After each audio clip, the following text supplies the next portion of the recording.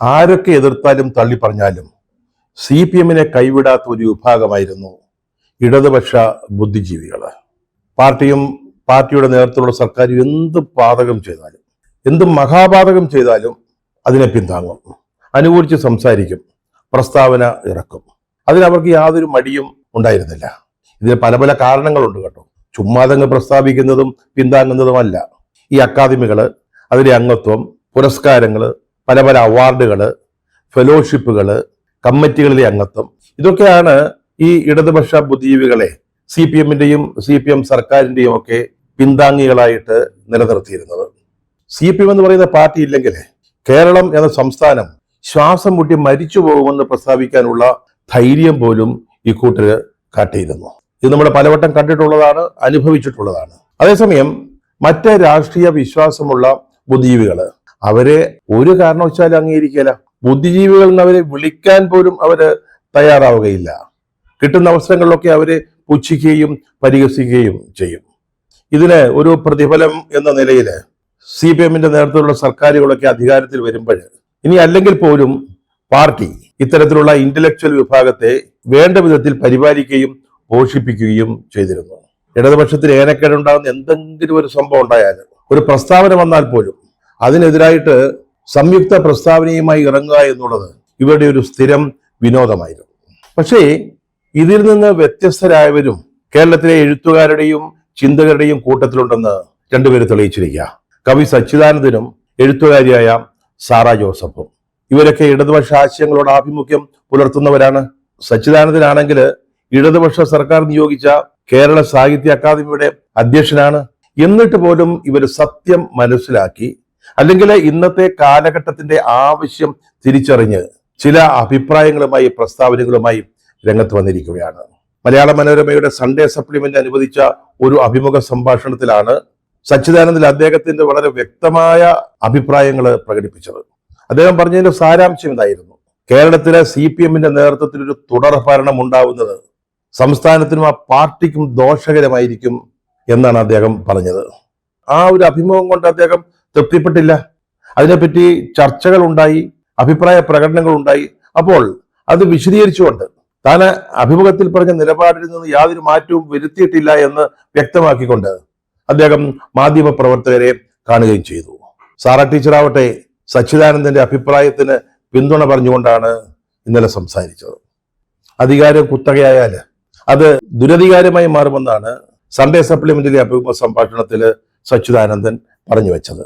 ഇത് പാർട്ടിയെ തകർക്കും, അതിനെ ബലഹീനമാക്കും, പാർട്ടിയുടെ നേതൃത്വത്തിലുള്ള സർക്കാരിനെ ദുഷിപ്പിക്കും. അതിന്റെ ഒന്നാന്തരം ഉദാഹരണം മറ്റെങ്ങും പോകണ്ടല്ലോ, പശ്ചിമ ബംഗാൾ തന്നെ ഉണ്ടല്ലോ. അത് അദ്ദേഹം ചൂണ്ടിക്കാണിക്കുകയും ചെയ്തു. ഇന്നലെ അദ്ദേഹം ആവർത്തിക്കുകയാണ് ചെയ്തത് മാധ്യമ പ്രവർത്തകരോട് സംസാരിക്കുമ്പോൾ. അദ്ദേഹം ഇന്നലെ പറഞ്ഞത് ഈ തുടർച്ചയായി ഭരിക്കുക എന്നുള്ളതല്ല ഒരു ഇടതുപക്ഷ പാർട്ടിയുടെ ലക്ഷ്യം, അല്ലെങ്കിൽ CPM അങ്ങനെയല്ല അതിനെ കരുതേണ്ടത്. പ്രതിപക്ഷത്തിരിക്കാനും CPM-നെ പോലുള്ള പാർട്ടികൾ തയ്യാറാവണം. അല്ലാതെ ഇത്തരത്തില് തുടർച്ചയായിട്ട് അധികാരം കൈയാളുകയാണെങ്കിൽ പാർട്ടി പോലും ആഗ്രഹിക്കാത്ത തരത്തിലുള്ള അവസരവാദികളായ ആളുകൾ ഭരണ സംവിധാനത്തിലേക്ക് കടന്നു കയറും. അവരതിന്റെ ഭാഗമാകും. അവര് ഭരണത്തെയും പാർട്ടിയെയും ദുഷിപ്പിക്കും. പശ്ചിമ ബംഗാളിൽ അതാണ് സംഭവിച്ചത്. പക്ഷേ ബംഗാളിൽ CPM-ന് സംഭവിച്ച അവസ്ഥ, അല്ലെങ്കിൽ അവർക്കുണ്ടായ ദുരവസ്ഥ ഇന്നിപ്പോൾ കേരളത്തിലെ CPM-ന് ഉണ്ടായിട്ടില്ല. പക്ഷേ അതുണ്ടാവാൻ വലിയ സാധ്യതകളാണ് കാണുന്നത്. അതിലേക്ക് എത്താൻ ഏറെ സമയം വേണ്ടിവരില്ല. തുടർ ഭരണത്തിലൂടെ ലഭിക്കുന്ന പ്രത്യേക അധികാര സ്വഭാവം ഏകാധിപത്യ പ്രവണതകളെ വളർത്തും എന്നാണ് സാറ ടീച്ചർ പറഞ്ഞത്. ഇവരാരും കോൺഗ്രസിനോടോ അല്ലെങ്കിൽ മറ്റു പാർട്ടികളോടോ ആശയപരമായി ബന്ധം പുലർത്തുന്നവരല്ല. കാലാകാലങ്ങളിലായി എഴുത്തിന്റെയും പൊതുസംവാദത്തിന്റെയും വേദികളിലൊക്കെ അവര് ഇടതുപക്ഷ ആശയങ്ങൾ പിന്തുടർന്നവരാ, ഇടതുപക്ഷ പാർട്ടികളെ പിന്താങ്ങിയവരാ. അതിലൊന്നും യാതൊരു സംശയവുമില്ല. പക്ഷേ ഇപ്പോഴത്തെ ഇടതുപക്ഷം അല്ലെങ്കിൽ CPM, ആ പാർട്ടി നയിക്കുന്ന ഇന്നത്തെ ഭരണകൂടം അത് എത്രത്തോളം ജീർണിച്ചു വഷളായി എന്നുള്ള തിരിച്ചറിവിൽ നിന്നാണ് കവി സച്ചിദാനന്ദനും സാറ ടീച്ചറും ഒക്കെ ഈ അഭിപ്രായം പറയുന്നത്. സച്ചിദാനന്ദൻ ഇന്നലെ പറഞ്ഞല്ലോ, പാർട്ടി ആഗ്രഹിക്കാത്ത അവസരവാദികളും ഇപ്പോഴത്തെ സാഹചര്യം പ്രയോജനപ്പെടുത്തി ഭരണ സംവിധാനത്തിൽ പാർട്ടിക്കുള്ളിൽ കടന്നുകയറുമെന്ന്, അവരുടെ സ്വാധീനം ഭരണത്തിലും പാർട്ടിയിലും ഉണ്ടാകുമെന്ന്. വാസ്തവത്തിൽ അതാണ് ഇപ്പോൾ സംഭവിച്ചുകൊണ്ടിരിക്കുന്നത്. ഇന്ന് ഈ ഭരണത്തെ നിയന്ത്രിക്കുന്നത് തൊഴിലാളി വർഗ താല്പര്യങ്ങളല്ല, ചെങ്ങാത്ത മുതലാളിത്തത്തിന്റെ കുത്തക മുതലാളിത്തത്തിന്റെ ഒക്കെ താല്പര്യങ്ങളാ. അല്ലാതെ ഇതൊരു തൊഴിലാളി വർഗ പാർട്ടിക്ക് വേണ്ടി നിൽക്കുന്ന ഒരു ഗവൺമെന്റായിട്ട് ഭരണ സംവിധാനമായിട്ട് ഇതിനെ കാണാൻ സാധിക്കുന്നില്ല. ആഡംബരവും ആർഭാടവും ധൂർത്തുമൊക്കെ, ഈ ധൂർത്ത് എന്ന് പറയുന്നത് സാധാരണക്കാരന്റെ പണമാണ്, പൊതു ഖജനാവിൽ നിന്നെടുത്ത് ചെലവഴിക്കുന്ന പണമാണ്. ഇതൊക്കെ ഇന്നത്തെ ഭരണകൂടത്തിന്റെ മുഖമുദ്രകളായിട്ട് മാറിയിരിക്കുക. അത് മനസ്സിലാക്കാൻ ഏറെയൊന്നും പണിപ്പെടേണ്ട കാര്യമില്ല. നമ്മുടെ മുമ്പിൽ സംഭവിച്ചുകൊണ്ടിരിക്കുന്ന കാര്യമാണ്. മറ്റാരേക്കാളും മുമ്പ് അത് തൊട്ടറിയുന്നതും മനസ്സിലാക്കുന്നതും എഴുത്തുകാരും അതുപോലെ തന്നെ ചിന്തകരും ബുദ്ധിജീവികളുമായ ആളുകളാണ്. അതുകൊണ്ടാണ് ഇന്നിപ്പോ സച്ചിദാനന്ദനും സാറാ ജോസഫിനും ഒക്കെ ഈ അഭിപ്രായ പ്രകടനങ്ങളുമായിട്ട് പൊതുസമൂഹത്തിന് മുമ്പിലേക്ക് എത്തേണ്ടി വന്നത്, അതിനവര് നിർബന്ധിതരായത്. അവരുടെ വാക്കുകളിൽ പ്രകടമാകുന്നത് CPM-നോടോ ഇടതുപക്ഷത്തോടുള്ള എതിർപ്പല്ല. കേരളത്തിൽ ഇടതുപക്ഷം നിലനിൽക്കണം, ഇവിടെ CPM നിലനിൽക്കണം, ആ ആഗ്രഹമാണ് അവരെ കൊണ്ട് ഇതൊക്കെ പറയിപ്പിക്കുന്നത്. പഴയ സാഹചര്യമല്ല. LDF-ഉം UDF-ഉം തമ്മിലുള്ള മത്സരം മാത്രമല്ല ഇന്ന് കേരള രാഷ്ട്രീയത്തിൽ സംഭവിക്കുന്നത്. മൂന്നാമതൊരു ശക്തി ഉദയം ചെയ്തിരിക്കുന്നു. അത് ഫാസിസത്തെ പ്രതിനിധീകരിക്കുന്ന ഒരു ശക്തിയാണ്, അല്ലെങ്കിൽ വർഗീയതയെ പിന്താങ്ങുന്ന ഒരു ശക്തിവിശേഷമാണ്. അത് മതമൗലികവാദത്തിൻ്റെതാണ്, മതനിരപേക്ഷതയെ എതിർക്കുന്നവരാണ്. ഈ സാഹചര്യത്തില് ഇടതുപക്ഷം ശക്തി ചോർന്നു പോകാതെ നിലനിൽക്കണം എന്ന് ആഗ്രഹിക്കുന്നത് കൊണ്ടാണ് സച്ചിദാനന്ദനും അതുപോലെ സാറാ ടീച്ചറും ഒക്കെ ഈ അഭിപ്രായം പറയേണ്ടി വരുന്നത്. സാറാ ടീച്ചർ പറഞ്ഞല്ലോ, പിണറായി മൂന്നാം വട്ടം എന്ന് പറയുന്ന ആ ഒരു നറേറ്റീവ് അത് കേരളത്തിനോ പാർട്ടിക്കോ യോജിച്ചതല്ല എന്ന് പറയുന്നത്. നമ്മൾ ഇവിടെ മനസ്സിലാക്കേണ്ട ഒരു കാര്യം, ഇത് സച്ചിദാനന്ദന്റെയോ സാറാ ടീച്ചറുടെയോ അല്ലെങ്കിൽ ആ വഴിക്ക് ചിന്തിക്കുന്ന ബുദ്ധിജീവികളുടെയോ മാത്രം അഭിപ്രായം അല്ല എന്നുള്ളതാണ്. കേരളത്തിലെ സാധാരണ ജനങ്ങൾ ഇത് മനസ്സിലാക്കുന്നുണ്ട്. പാർട്ടി കേഡർമാര്, അടിത്തട്ടിലുള്ളവര്, നേതൃത്വത്തിലുള്ളവരല്ല, അവര് വരാൻ പോകുന്ന ഈ അപകടം നന്നായിട്ട് ദൂരെ കൂട്ടി കാണുന്നുണ്ട്. ഇന്ന് പാർട്ടിയുടെ അടിത്തട്ടിൽ എന്താണ് സംഭവിച്ചുകൊണ്ടിരിക്കുന്നത്? നേതൃത്വം ഉണ്ടല്ലോ, അവർ ഈ അധികാരത്തിന്റെ സുഖ ശീതളിമയില് അങ്ങനെ അർമാദിക്കുകയാണ്. താഴെത്തട്ടിലുള്ള നേതാക്കൾ ഒട്ടും മോശമല്ല. അവർക്ക് കിട്ടുന്ന അവസരങ്ങൾ ധനസമ്പാദനത്തിനായിട്ട് ഉപയോഗിക്കുന്നു. അവരിപ്പോൾ പ്രവർത്തിക്കുന്ന സാധാരണക്കാർക്കോ തൊഴിലാളികൾക്കോ വേണ്ടിയല്ല. പണ്ടൊക്കെ നാട്ടിലൊരു ആവശ്യമുള്ളപ്പോൾ ഒരു കമ്മ്യൂണിസ്റ്റുകാരൻ അവിടെ ഉണ്ടാകുമായിരുന്നു. ഇപ്പോഴവരുടെയൊക്കെ ചങ്ങാത്തം നാട്ടിലെ ധനവാന്മാരുമായിട്ടാ. നേതൃത്വം വൻകിട സമ്പന്നരുമായിട്ട് അഭിരമിക്കുമ്പോൾ താഴെത്തട്ടിലുള്ള നേതാക്കൾ എന്താ ചെയ്യുന്നത്? അവർക്ക് പറ്റുന്ന രീതിയിലുള്ള ധനവാന്മാരുമായിട്ട് ബന്ധപ്പെടുകയും ആ വഴിക്ക് പണം സമ്പാദിക്കുകയും ചെയ്യുകയാണ്. അങ്ങനെ ഈ പാർട്ടി വല്ലാതെ അങ്ങ് മാറിയിരിക്കുകയാണ്. ഇതിനെ ഇന്ന് ഒരു കമ്മ്യൂണിസ്റ്റ് പാർട്ടി എന്ന് പറയാൻ പോലും വയ്യാത്ത രീതിയിലേക്ക് ചില ആളുകൾ ചേർന്ന് രൂപാന്തരപ്പെടുത്തിയെടുത്തിരിക്കുക. അത് അവരുടെ സൗകര്യത്തിന് വേണ്ടിയാ, അവർക്ക് അധികാരം നിലനിർത്താൻ വേണ്ടിയാണ്.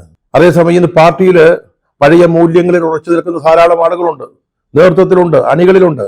അവർക്കാർക്കും ശബ്ദമില്ലാത്ത അവസ്ഥയാണ് ഇന്നുള്ളത്. പിണറായി വിജയനെ പേടിച്ച് അവർക്കാർക്കും സ്വന്തം അഭിപ്രായങ്ങൾ പറയാൻ സാധിക്കുന്നില്ല. സംസ്ഥാന കമ്മിറ്റിയും സംസ്ഥാന സെക്രട്ടേറിയറ്റും ഒക്കെ പിണറായി വിജയന്റെ താളത്തിന് തുള്ളുന്ന സംവിധാനങ്ങളായി മാറിക്കഴിഞ്ഞിരിക്കുന്നു. LDF-ന്റെ 3 മേഖലാ ജാഥകൾ നടന്നുകൊണ്ടിരിക്കുകയാണ്. അതേസമയം സതീശൻ നയിക്കുന്ന പ്രതിപക്ഷത്തിന്റെ പുതുയുഗ യാത്രയും കേരളത്തിലെ സന്ദർശനം നടത്തിക്കൊണ്ടിരിക്കുന്നു. ഇതിനൊന്ന് താരതമ്യപ്പെടുത്തിയാൽ മതി. സതീശന്റെ യാത്രയ്ക്ക് വലിയ ആൾക്കൂട്ടം, വലിയ റെസ്പോൺസ് ഉണ്ടാവുന്നുണ്ട്. പക്ഷേ LDF-ന്റെ മേഖലാ ജാഥകൾക്കുള്ള ജനപങ്കാളിത്തം തുലവും കുറവാണ്. ആളില്ലാ കസേരകളാണ് നമ്മൾ അവിടെയൊക്കെ കാണുന്നത്. പക്ഷെ പണത്തിന്റെ ധാരാളിത്തം അതിന്റെ സംഘാടനത്തിൽ നമുക്ക് കാണാൻ കഴിയുന്നുണ്ട്. അതേസമയം പൊതുജനങ്ങളുടെയും പ്രവർത്തകരുടെയും പങ്കാളിത്തം വളരെ ശോഷിച്ച അവസ്ഥയിലാണ്. ഇപ്പോൾ ഒരു ഗൃഹസന്ദർശന പരിപാടി സമാപിച്ചു, പാർട്ടി നടത്തിയതാണ്. തദ്ദേശ ഭരണ തെരഞ്ഞെടുപ്പിലെ പരാജയത്തെ തുടർന്ന് സംവിധാനം ചെയ്തതാ. അത് പൂർത്തിയാക്കാൻ പോലും പാർട്ടിക്ക് സാധിച്ചില്ല. ഇത് നമ്മളാരും വെറുതെ പറയുന്നതിന് പാർട്ടിയുടെ ഔദ്യോഗിക സർക്കുലറിലുള്ളതാണ്. കുറ്റകരമായ അനാസ്ഥ ഈ ഗൃഹസന്ദർശനം വിജയിപ്പിക്കുന്ന കാര്യത്തിൽ വേണ്ടത്ര സഹകരണം അടിത്തട്ടിൽ നിന്നുണ്ടായില്ലെന്നും കുറ്റകരമായ അനാസ്ഥയാണ് സംഭവിച്ചതെന്നും പാർട്ടി സർക്കുലറാണ് പറയുന്നത്. പാർട്ടി ഔദ്യോഗികമായിട്ട് അത് സമ്മതിക്കുകയാണ്. ഈ ഗൃഹസന്ദർശന പരിപാടിയിൽ നിന്ന് CPM എന്താ മനസ്സിലാക്കിയത്? പാർട്ടിയും സാധാരണ ജനങ്ങളും തമ്മിലുള്ള ബന്ധത്തിൽ വലിയ മാറ്റം സംഭവിച്ചിരിക്കുന്നു, പഴയ അടുപ്പമില്ല എന്നുള്ളതാണ്. ഇന്നിപ്പോ CPM നേരിടുന്ന ഒരു പ്രധാനപ്പെട്ട പ്രശ്നം പാർട്ടിയുടെ അടിത്തട്ടിൽ പാർട്ടിയെക്കുറിച്ചുള്ള വിശ്വാസം നഷ്ടപ്പെടുന്നു എന്നുള്ളതാണ്. ഈ ഗൃഹസന്ദർശന പരിപാടി പൂർത്തിയാക്കാൻ കഴിയാതെ പോയതിന്റെ ഒരു കാരണം, അല്ലെങ്കിൽ മേഖലാ ജാഥകള് വേണ്ടപോലെ വിജയിക്കാതിരിക്കുന്നതിന്റെ പിന്നിലെ പ്രധാനപ്പെട്ട കാരണം, അതൊക്കെ പാർട്ടി അണികളിൽ ഉണ്ടായിരിക്കുന്ന തുടർഭരണത്തെ തുടർന്ന് ഉണ്ടായിരിക്കുന്ന വല്ലാത്ത ആലസ്യമാണ്, പതിവില്ലാത്ത മടിയാണ്. പണ്ടൊക്കെ പാർട്ടി ഒരു പരിപാടി ഇട്ടാൽ സ്വിച്ചിട്ട പോലെയാണ്, അണികൾ അണിനിരക്കും, അത് വിജയിപ്പിക്കും, ഏത് പരിപാടിയാണെങ്കിലും. ഇന്ന് അതിൽ നിന്നൊക്കെ വലിയ മാറ്റങ്ങൾ ഈ പാർട്ടിക്ക് സംഭവിച്ചുകൊണ്ടിരിക്കുകയാണ്.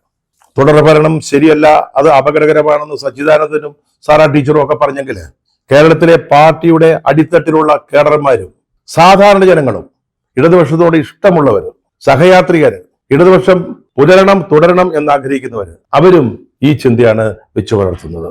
തുടർഭരണം ഈ പാർട്ടിയെ ഇടതുപക്ഷത്തെ ദുഷിപ്പിക്കും. അത് കേരളത്തിലെ ജനങ്ങള് മനസ്സിലാക്കി കഴിഞ്ഞു. അത് മനസ്സിലാക്കാൻ ഇനിയുള്ളത് നേതൃത്വം മാത്രമാണ്. സാധാരണഗതിയിൽ സാഹിത്യ അക്കാദമിയുടെ അധ്യക്ഷൻ സച്ചിദാനന്ദനും സാറാ ടീച്ചറും ഒക്കെ ഇതിനോട് അഭിപ്രായം പറഞ്ഞാല് ശക്തമായ പ്രതികരണം പാർട്ടി നേതൃത്വത്തിൽ നിന്നുണ്ടാവേണ്ടതാണ്. അത് ഇതുവരെ ഉണ്ടായിട്ടില്ല.